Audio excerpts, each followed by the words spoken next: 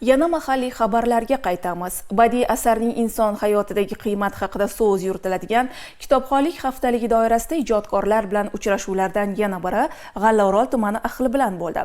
Insonlar qalbida kitobga mehr, ijodga ishtiyoq, so'zga hurmat kabi tuyg'ularni yanada mustahkamlashga qaratilgan uchrashuvlar tafsilotlari hozirgi lavhada.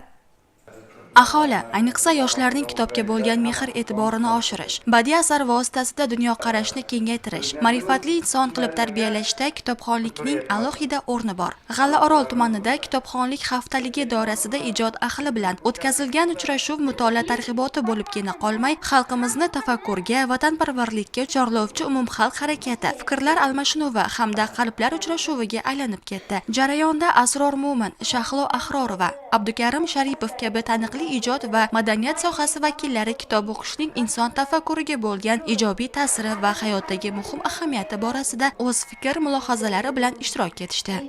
Biz hozir o'tadigan haftalik bor yo'g'i bir tadbirlar jamlamasi haftalikdir. Lekin bu butun umr davomida, har on, har soniya, har kun, har oylar davomida aslida bo'lishi kerak. Hamma viloyatlarda kitobxonlik, she'rxonlik bo'lyapti-da shu narsa. Aynan mana shu narsa ham bizda ajdodlarimiz bedilxonlik, navoiyxonlik kechalari o'tkazgan. Har bitta u yoshmi, qarimi, umuman men tirikman, men ko'zim ko'rib turibdi, men oyog'im yurib turibdi degan inson borki, biz singdirib o'rishimiz kerak. Mana shu globallashuv davrida bellashuvning eng asosiy quroli ham, qalqoni ham kitob. Buni unutmasligimiz kerak. Ijodkorlar yig'ilganlarni o'z ijod namunalaridan bahramand qilish bilan birga ularga ruhiy ozuqa hamda ma'naviy boylik ulasha oldi. Muloqot davomida havaskor ijodkorlarga esdalik sovg'alari taqdim etildi.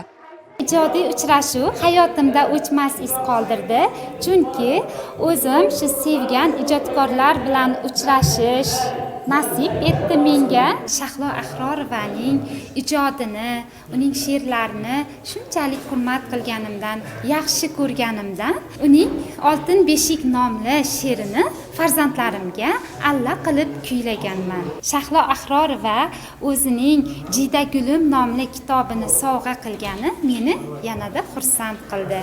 Uchrashuv G'allaorol tuman madaniyat bo'limi xodimlari tomonidan tayyorlangan konsert dasturiga barchaga jo'shqin hamda samimiy kayfiyat, ko'tarinkilik baxsh etgan kuy-qo'shiq va raqslarga ulanib ketdi.